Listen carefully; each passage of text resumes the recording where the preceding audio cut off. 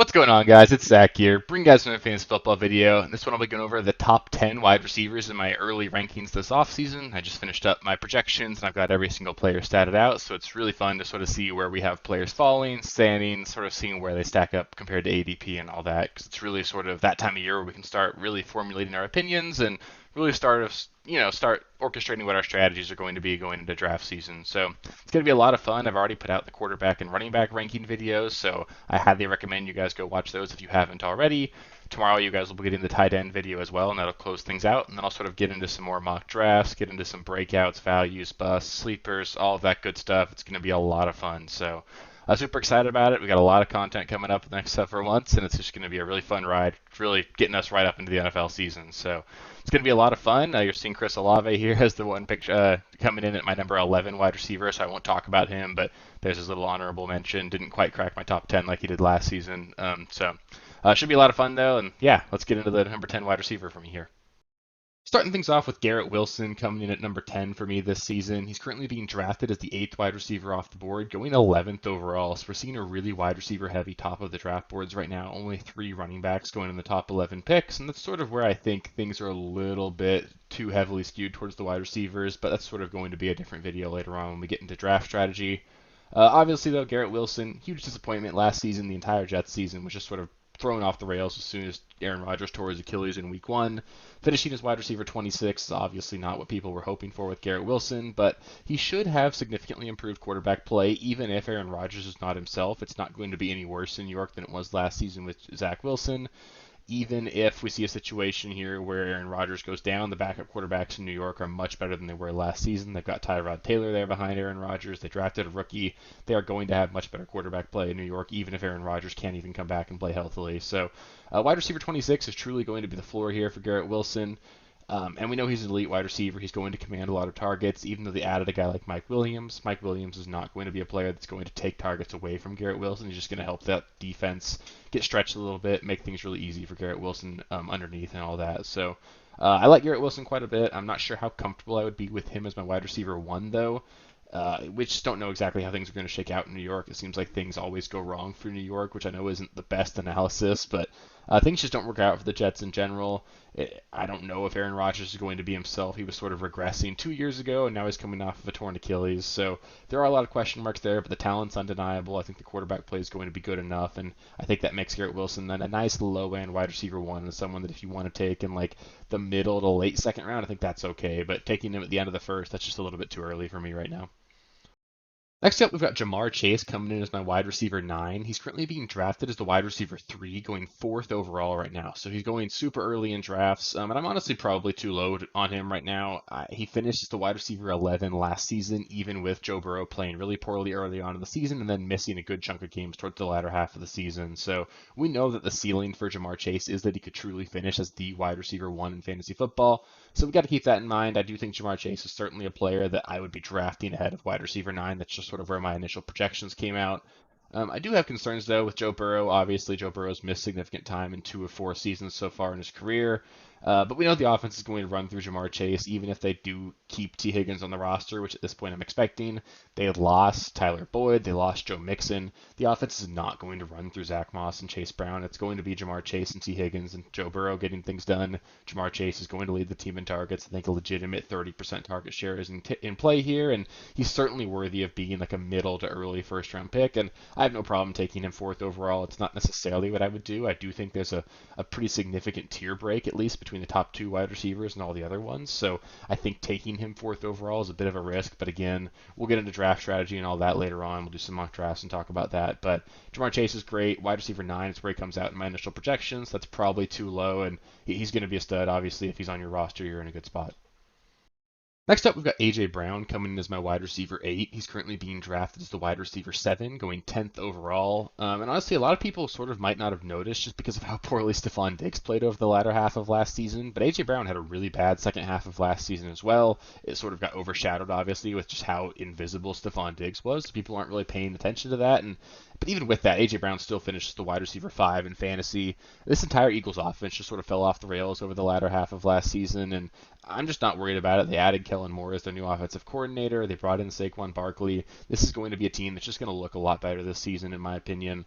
the offense should be at least a little bit better than what it was last season, especially through the air. I think they just weren't in sync there. They obviously had new coordinators each last season, and the offensive coordinators just didn't step up to par with what they had the year before. So AJ Brown's going to be a stud. This entire Eagle offense should be great, and we know AJ Brown is still the clear number one in this offense. I know Devonta Smith is a great wide receiver, but he just doesn't command the same target share that AJ Brown does. AJ Brown is a much bigger threat to score a touchdown on a weekly basis as well, and I think AJ Brown is poised to have another breakout season. My one concern with him would be he just might be a little bit boom or bust. He gets used downfield a ton, so you're sort of hoping for that big play to happen on a week-to-week basis. I certainly think that can happen on a weekly basis, and the upside is obviously insane with him on your roster, so I do like him quite a bit. I prefer him in like non-PPR and half PPR formats just because of how utilized downfield he is, but I'd not be worried at all about him this season. I think if he's your wide receiver one, you're perfectly okay with that. Next up, we've got Drake London coming in as the seventh wide receiver for me after my initial projections. He's currently being drafted 10th over, or as the wide receiver 10, going 14th overall. Honestly, I think that's a little bit too high for me. Even I have him ranked much higher than I think he should be.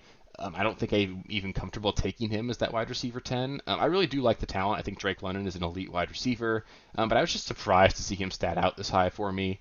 Obviously, Kirk Cousins is going to provide a huge lift in this offense, and I do think that's going to be really great for a lot of the pass catchers here, but I just can't see myself drafting Drake London at this ADP. He finished as the wide receiver 37 last season. I expect Kyle Pitts to be much healthier this year. He's going to command a larger target share than he did last season.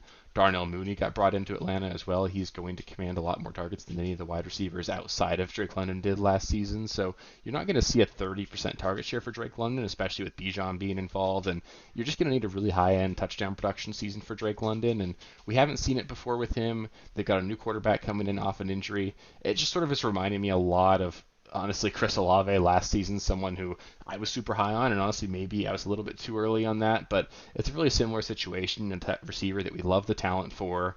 A sort of mid-tier to good quarterback coming over. They got Garrett Carr going to New Orleans last season. Kirk Cousins coming off of a torn Achilles going to Atlanta. It's just a really similar situation. You're banking on improved quarterback play and the younger receiver taking a step forward. It certainly could happen, but at his ADP, I don't see a lot of upside above where he's being drafted. So as great as he is, I think he's being drafted too high, even though I currently have him statted out ahead of that. I think the red flags are there just a little bit too much. I don't see myself taking Drake London where he's being drafted right now. Next up at my wide receiver 6, we've got Marvin Harrison Jr.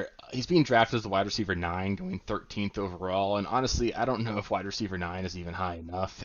Marvin Harrison Jr. is going to step in immediately as the wide receiver 1 in this Arizona offense. Kyler Murray is certainly a good enough quarterback to support high-end production for a fantasy wide receiver, and I'm just super excited about Marvin Harrison Jr. The dude's a stud. He's going to immediately be an alpha wide receiver in an offense that doesn't have anybody outside of like really Trey McBride that can really command targets. So I think a 30+% target share is certainly in play here for Marvin Harrison.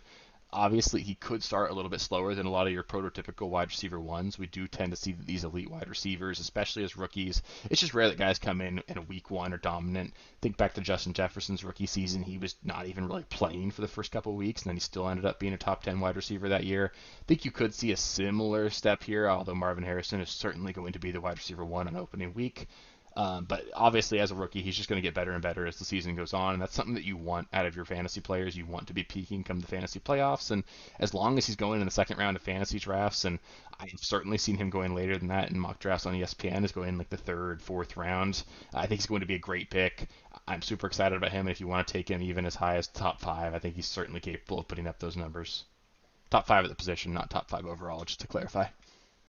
Up next, we've got Justin Jefferson coming in as my wide receiver 5. He's currently being drafted as the wide receiver 4, going 5th overall. So again, we're seeing that in the top 5 picks, we've got Christian McCaffrey and then 4 wide receivers going right after that. I will touch on that later, but I just think that's a little bit too early for me. I think there's a tier break after the top 2 wide receivers before we get into the next couple. So I do think that after pick 3 and picks 4 and 5, I'd probably be taking a running back, but we'll table that for a later conversation.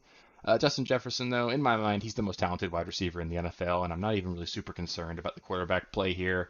Quarterback play is going to be a concern in Minnesota, but Minnesota is going to air it out. They've got a great offensive head coach, a guy that's going to want them to throw the ball a lot. We saw them be near the top of the league in pass attempts last season, even after losing Kirk Cousins.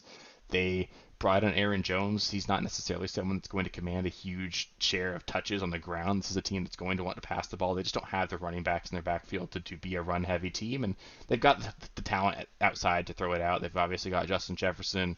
Jordan Addison's elite. They're going to have TJ Hawkinson back at some point, and I think they got one of the more NFL-ready quarterbacks in the draft. I don't think J.J. McCarthy's ceiling is super high, but he's going to come in as a guy that's going to be a professional quarterback, and he'll play at a mediocre to good level, I think, pretty much right out of the gate. So I think he's going to be able to perfectly support Justin Jefferson.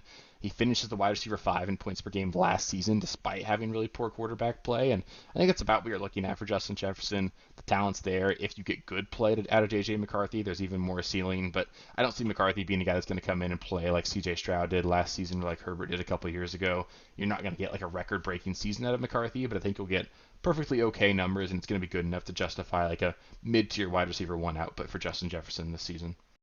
Up next, we've got Amon-Ra St. Brown coming in as my wide receiver 4. He's currently being drafted as the wide receiver 5, going 7th overall, and he finished as the wide receiver 3 in PPR formats last season. Obviously, he does get a boost in PPR formats because of how just reliable he is close to the line of scrimmage. He's the guy that they go to on third downs and doesn't really get targeted downfield quite as much, but the good news is that doesn't really keep him from scoring. He's certainly a guy they look to in the red zone as well, so he's just a really solid player to have on your roster. He's going to be super consistent. If there was anything I could poke a hole in for Amon-Ra, is that I just don't really think he can finish as the wide receiver 1 overall. I think sort of what we saw last season is closer to his ceiling than what we'll see. I don't know if he can finish higher than the wide receiver 3 just because he doesn't have those 200-yard, 3-touchdown games really in his range of outcomes. He doesn't get used downfield enough for that to happen. So I do think that you probably even potentially saw his best season that he'll ever have last year. I would just be super shocked to see him finish outside the top 10 at the position if he remains healthy. He's just way too involved in the offense. He's going to catch a ton of passes, and he's just super reliable, super talented. He just got an extension this offseason. He's going to be a top 10 wide receiver, and then it's just a matter of how high he can go. But I don't think he can really finish inside that top 3, but I don't think he can finish outside of the top 10 either. So it's just a matter of roster construction there. Do you want a super safe, locked in, rock solid wide receiver 1, or do you want someone that maybe is a little more boomer bust but offers a more week-to-week ceiling? Up next, coming in as my wide receiver 3, we've got Puka Ngata. He's currently being drafted as the wide receiver 6, going 9th overall in fantasy drafts right now. He finished as the wide receiver 4 last season, and I truly believe that Puka Ngata is the alpha in LA going forward. I know there's some people out there that believe Cooper Kupp could regain that position in the roster, but I think that those days are behind us. This is going to be Puka Ngata's wide receiver room, and the Rams' offense is going to be great. Cooper Kupp is still plenty good to make this offense hum along with Puka Ngata. They've got great running back tandem now in Kyren Williams and Blake Corum. As long as Stafford is healthy, this offense is going to be really good, and Puka is going to be a massive part of that. If I wanted to poke some holes in it, I do think he is one of the riskier picks of the wide receivers in this range, even though I have him statted out as my wide receiver 3. I don't think I would necessarily take him there. He's obviously far less proven. I do think he's legit, but he is a player who's only had one great season. And there's obviously just a huge risk of injury with Matthew Stafford as well. It's great that Stafford played the majority of last season healthy, but we know Stafford has an injury history. He's getting up there in age, and we do see a significant drop up in production for the Rams if Matthew Stafford gets hurt. On the plus side, they did sign Jimmy Garoppolo to be their backup quarterback this season, so at least you've got a more proven veteran behind Stafford, so I'm a little bit less concerned about those injury risks, but nothing that's nothing that scares me away from Puka Ngata, but even though I have him statted out as my wide receiver 3, I just don't think I would take him quite there. I think I would prefer a guy like Justin Jefferson. I prefer Amon-Ra, and I prefer, honestly, even Jamar Chase, who's much lower in my initial projections. But Puka's a stud. He's going to be a wide receiver 1 probably again, and I have no problem taking him in the late first. He's going to be a great value this season. Coming in as my wide receiver 2, we've got Tyreek Hill. He's currently being drafted as the wide receiver 2, going 3rd overall, and he finished as the wide receiver 2 last season. He's obviously got a shot to finish with 2,000 yards over the course of the season. I know that's a goal of his. He finished just a little bit short last season, having missed week 17 with injury and then not putting enough the yardage he needed in week 18. But he's certainly a guy that's obviously got a ton of ceiling. If you wanted to bet on a wide receiver to win MVP, he's got the best case probably to make that happen this year. And if you want to take him as the wide receiver 1 overall, I don't hate it at all. If you want to look for some red flags, Tyreek Hill, he turned 30 in March, so he's going to play a full season at the age of 30. Not super concerned with that. Tyreek Hill showed no signs of slowing down last season, so I'm not really worried about that. If you wanted to look for red flags outside of that, maybe the Dolphins are a little bit more run heavy. They drafted Jalen Wright, so you've got Mostert, Wright, and Devon Achane now, so this could be a potentially more run-centric offense. And there's also potentially a risk of Jalen Waddle taking a step forward. taking on more targets, but none of those are things that I'm really worried about. Tyreek Hill is going to be a monster. Could, again, obviously exceed 100 yards per game. Obviously, he has 15 to 20 receiving touchdown upside. He's that good of a player. He's still in his prime. I think he's going to be a rock-solid wide receiver and could easily be the wide receiver 1 this season. And last, we've got my wide receiver 1 in my projections and the wide receiver that I would take first off the board, and that's going to be CeeDee Lamb, who's being drafted as the wide receiver 1, going second overall right after Christian McCaffrey.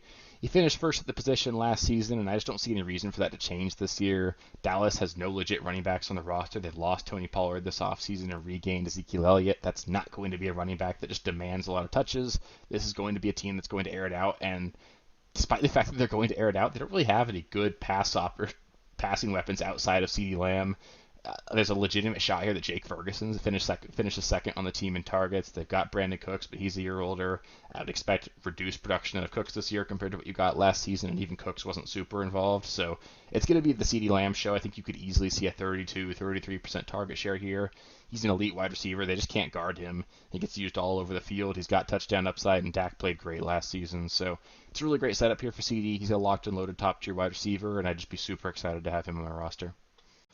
So that'll do it for the top 10 wide receivers here. Up next, I'll be going over my top 10 tight ends, so stay tuned for that video tomorrow. Like I said earlier, if you haven't caught the running back or quarterback ranking videos, feel free to go watch those as well. It's been a lot of fun. If you've got any questions or anything, just let me know in the comments. I love interacting with you guys. We're going to be putting out a lot more videos over the course of the next several months. We'll be doing mock drafts, sleepers, breakouts, values, draft strategy. We'll talk auctions.